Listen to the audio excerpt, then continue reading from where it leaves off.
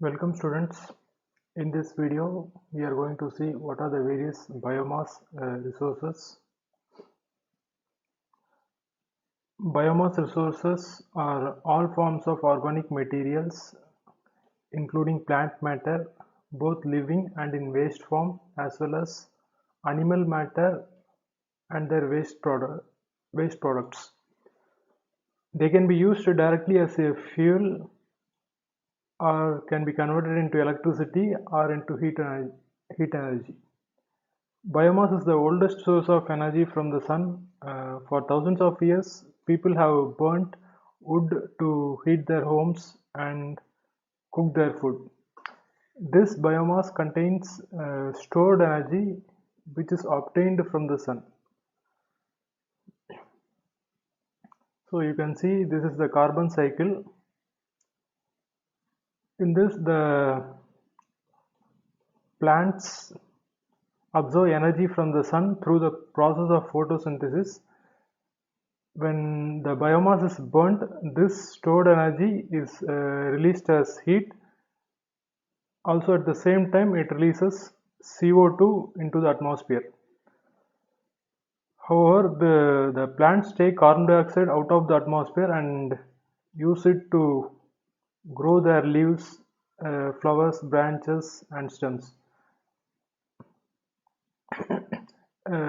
This way, the CO2 is released and again used in this carbon cycle. This is somewhat different from the conventional fuels. When you burn conventional fuels, conventional fossil fuels such as oil, natural gas, and coal, they will be releasing lots of carbon dioxide that has been locked for millions of years in the Earth's atmosphere.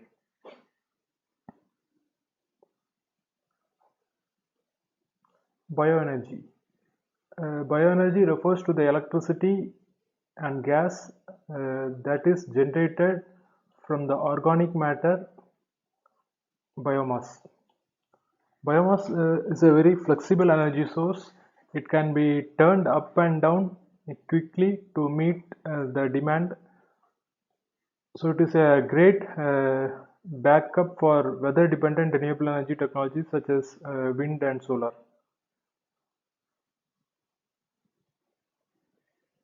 So these are the various biomass resources.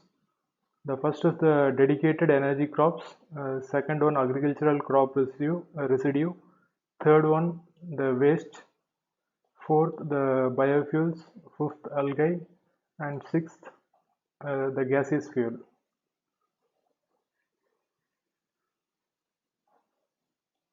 Dedicated energy crops.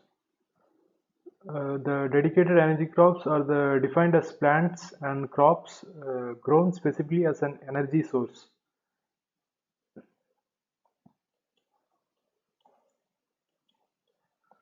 They are non-food crops that can be grown on marginal lands specifically to provide biomass. Dedicated energy crops can provide up to 5 or 6 times more potential energy than the amount of energy required to grow and produce them. This energy crops can be classified into two types. One is the herbaceous and second is the woody. The herbaceous energy crops are perennial grasses that are harvested annually after taking 2 to 3 years to reach full productivity. These are plants that have little or no woody tissues. This include switchgrass, bamboo, sweet sorghum, wheatgrass, etc. Short rotation woody crops are the fast growing hardwood trees that are harvested within 5 to 8 years of planting. This include the hybrid willow, silver maple, eastern cottonwood, green ash, black walnut, sweet gum, etc. Many of these species can help improve water and soil quality, improve wildlife habitat relative to the annual crops. So also it improves the overall farm productivity.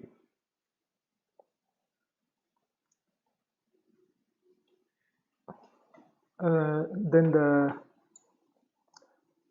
components which are found in this energy crops are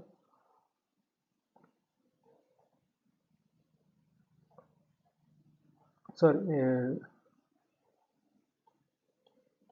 the energy rich components are oils, sugars, starch, and fiber.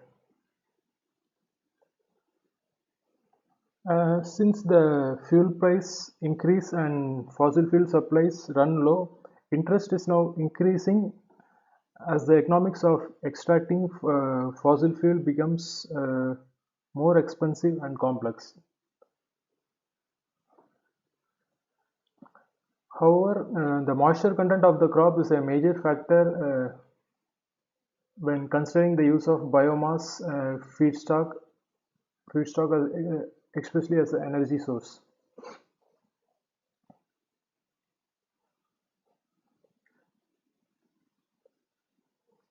The forest biomass feedstock fall into these two categories. One is the forest residues left after logging or whole tree biomass harvested explicitly for biomass.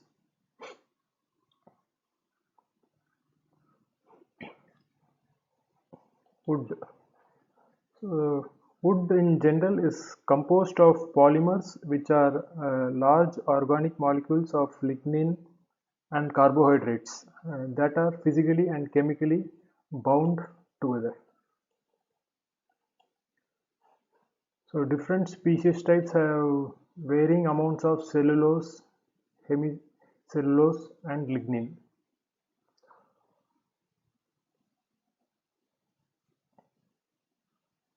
Cellulose is the structural component of a green plant's cell walls. It is comprised of carbon, hydrogen and oxygen in the form of starches, proteins and sugars. Also, it is the most abundant organic material on earth. Hemicellulose is another component of the green plant cell walls. Unlike cellulose, which contain only one sugar, this uh, can have a number of sugar monomers. Example, xylose, hexose, mannose, galactose. Next is the lignin. Lignin is a polymer that holds cellulose and hemicellulose together. So you can see how the cellulose and lignin are distributed in a wooden mass. You can think of the concrete, reinforced concrete. In this, you'll be having steel bars. Surrounding the steel bars, you'll be pouring the concrete.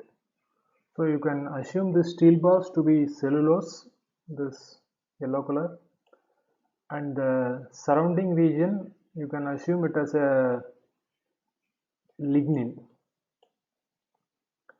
Lignin. So this is for the sake of understanding. Actually, when you see the wooden mass, you will be having the inner ones as cellulose. Next is the hemicellulose, which is shown in the green color strands, and next is the lignin.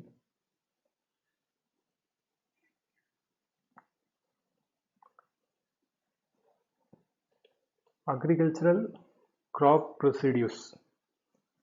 These are the non-edible stock type materials that remain after the harvest of the edible portions of the crops.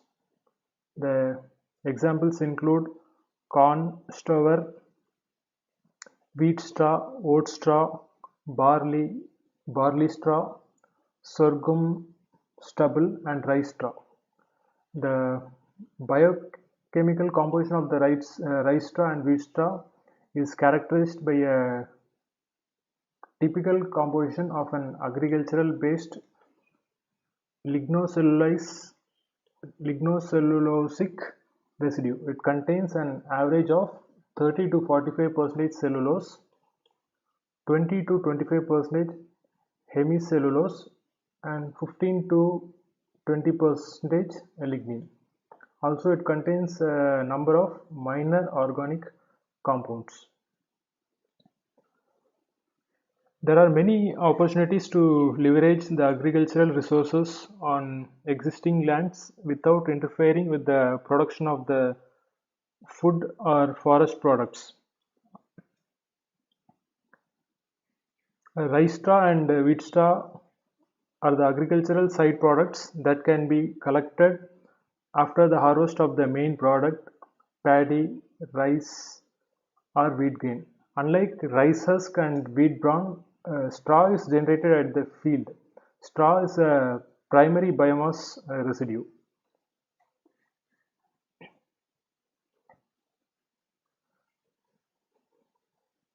Next, garbage. See, this garbage can be used to convert into energy. The power plants that burn garbage from the energy are called as waste to energy plants. These plants generate electricity much as coal-fired plants do, except that the combustible garbage, not coal, is used as the fuel.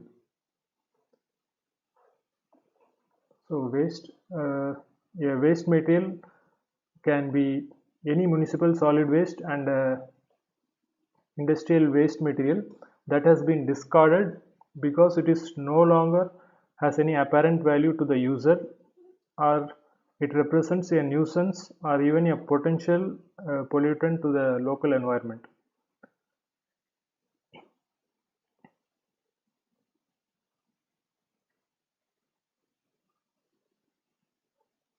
The waste materials that would qualify as a biorenewable source include agricultural residues, yard, garden waste, municipal solid waste, food processing waste, animal manure, etc.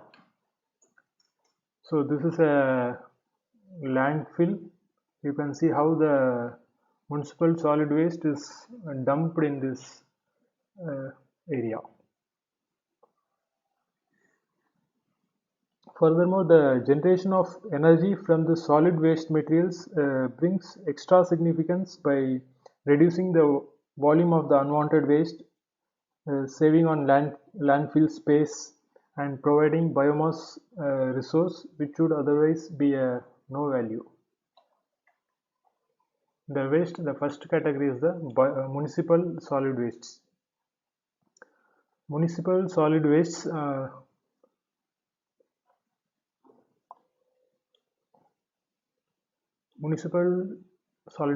these are defined as trash that are highly non-homogeneous mixture of residential and commercial sectors.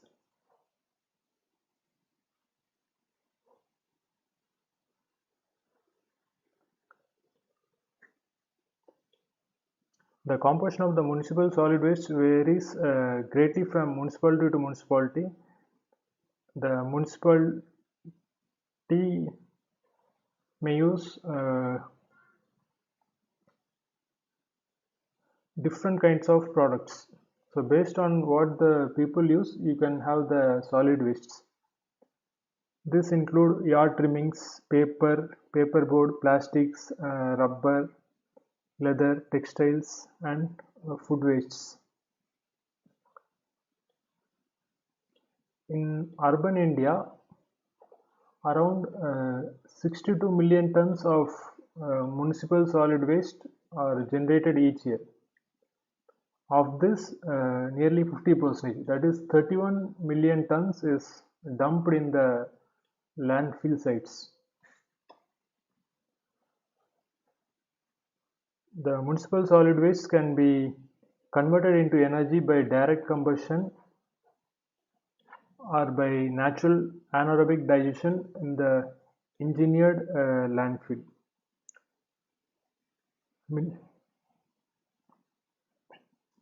There are millions of tons of household waste that are collected each year, with the vast majority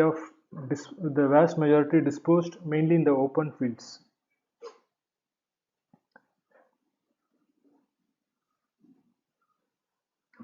Also, in the landfill sites, the gas produced, known as the landfill gas, it is called as LFG. So this landfill gas is generated when the trash is dumped in the sites.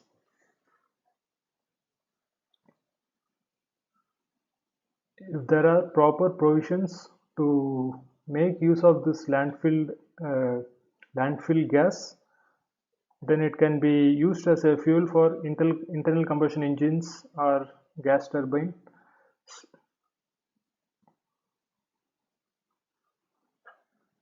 Next is the industrial waste. The food industry produces a large number of residues and byproducts that can be used as a biomass energy sources. These waste materials are generated from all sectors of the food industry, with everything from a meat production to a confectionery producing waste. The solid wastes includes peelings and scraps from fruit and vegetables, food that does not meet the quality control standards, pulp and fiber from sugar and starch extraction, filter sludges, and coffee grounds. These wastes are usually disposed of in landfill dumps. Liquid wastes are generated by washing meat, fruit, and vegetables, pre-cooking meats, poultry, fish, and this is also generated during the cleaning and processing operations, as well as in the making of wine.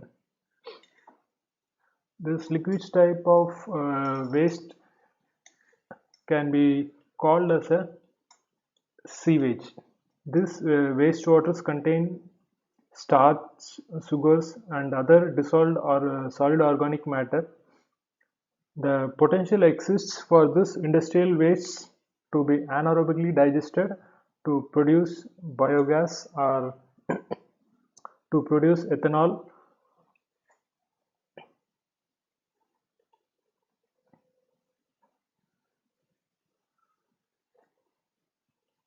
Animal waste. Animal waste can be used as a sources of biomass-based conversion processes, especially in bioenergy and biofertilizer production. The most common sources include dairy shed effluent, dairy manure, poultry litter, renderings, and other wastes from livestock finishing operations. Dairy manure and poultry litter are among the most commonly used animal wastes in biomass-based production chains throughout the world. The liquid sewage, animal wastes, and also the human wastes from urban areas provides a constant source of chemical energy and gases which can be converted into electrical power.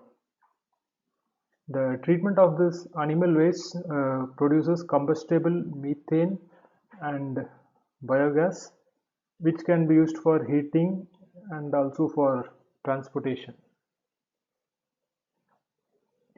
Biofuels. Yeah, biofuel is a fuel that is produced through contemporary processes from biomass rather than a fuel produced by slow geological processes involved in the formation of the fossil fuels. So the formation of fossil fuels such as oil, coal and natural gas takes many hundreds of years. The most commonly used biofuels are ethanol and biodiesel. Ethanol is a alcohol fuel made by fermenting the sugars and starches found in plants and then distilling them. Any organic material containing cellulose, starch or sugar can be made into ethanol.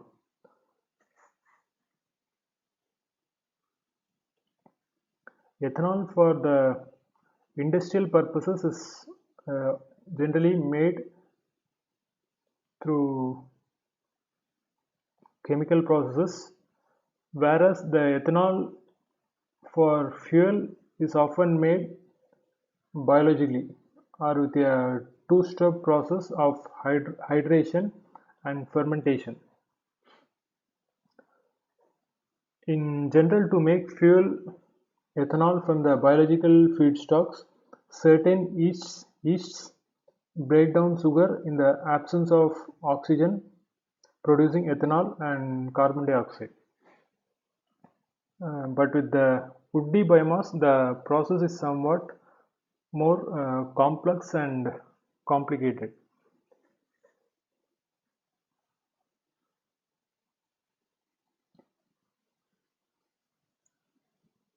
Most ethanol is made from plant starches and sugars, but scientists are continuing to develop technologies that would allow for the use of cellulose and hemicellulose.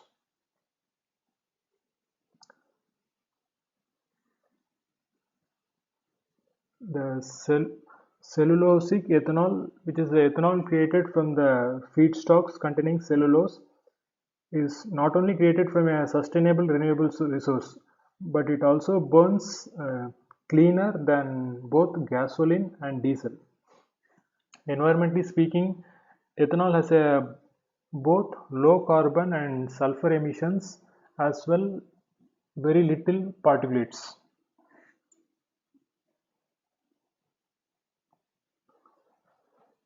Biodiesel. Biodiesel is a fuel made by chemically reacting alcohol with vegetable oils, animal fats or greases such as recycled restaurant grease. Most of the biodiesel today is made from the soybean oil. Biodiesel is most often blended with petroleum diesel in the ratios of 2%, 5% or 20%. It can also be used as a nearly pure biodiesel, that is 100% biodiesel. Biodiesel fuels are compatible with and can be used in unmodified diesel engines with the existing fueling infrastructure. But if the percentage that is blended is greater, then some modifications has to be done in the engine. This biodiesel contains virtually no sulfur, so it can reduce the sulfur levels in the nation's diesel fuel supply. While removing sulfur from the petroleum-based diesel results in a poor lubrication, biodiesel is a superior lubricant and it can reduce the friction of diesel fuel in blends of only 1 or 2%. Next is the algae. Algae as feedstocks for bioenergy refers to a diverse group of highly productive organisms that include microalgae, macroalgae, and cyanobacteria. Many use sunlight and nutrients to create biomass, which contains the components lipids, proteins, and carbohydrates.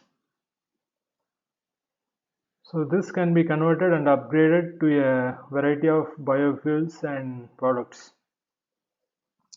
Depending upon the strain, the algae can be grown by using fresh saline or brackish water from surface water sources, groundwater or seawater. Unlike the traditional oilseed crops, which produce 10 to 100 gallons of oil per acre, algae are mega oil producers capable of producing 1000 to 5000 gallons of oil per acre. The oil collected from the algae looks very similar to the crop oils and can be converted to renewable fuel using the existing technology.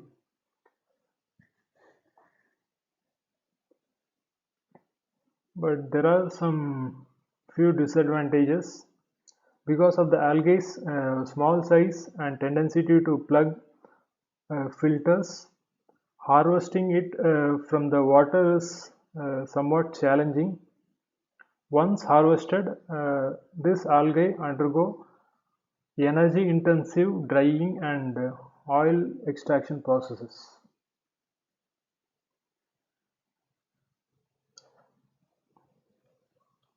Biomass-based gaseous fuel. The most commonly obtained gaseous fuel from the biomass are the landfill gas and the biogas. So what is meant by a landfill?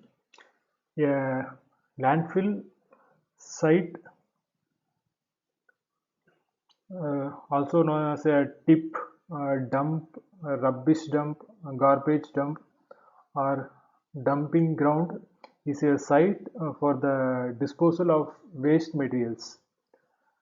Landfill contains the same anaerobic bacteria present in the digester that breaks down the organic materials to produce biogas,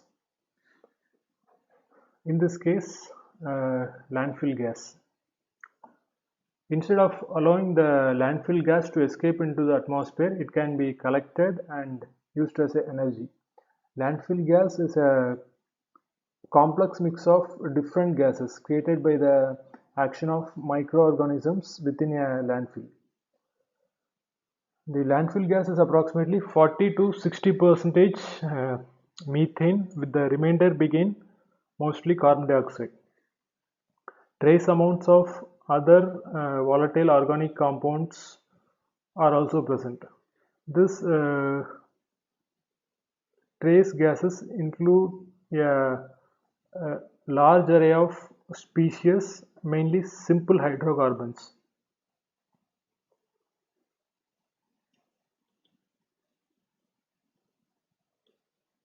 Methane gas is a colorless and odorless, but it is not harmless. The gas can cause fires, explosions if it seeps into the nearby homes and is ignited.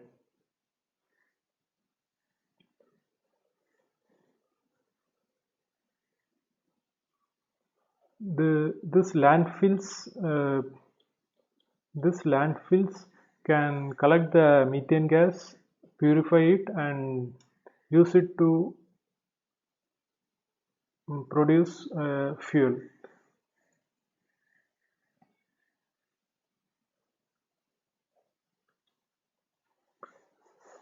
Biogas. By this biogas is produced after the organic materials are broken down by bacteria in an oxygen-free environment. So that is called as a anaerobic digestion. So an oxygen-free environment is called as anaerobic digestion. The biogas systems use anaerobic digestion to recycle the organic materials, turning them into biogas, which contains both energy and valuable soil products. Some organic wastes are more difficult to break in a digester than others. Food waste, fats, oils, and greases are the easiest organic materials to break down, while livestock wastes is somewhat difficult to break. Mixing multiple wastes in the same digester can help increase the biogas yields. The warmer digester, typically between 30 to 38 degrees Celsius, can help the wastes break down more quickly. After the biogas is captured, it can produce heat and electricity for use in engines. The biogas can also be upgraded into biomethane, also called as renewable natural gas, and this can be injected into natural gas pipelines or can be used as a vehicle fuel. So with this, the topic is over. We will see in the next class. Thank you, students.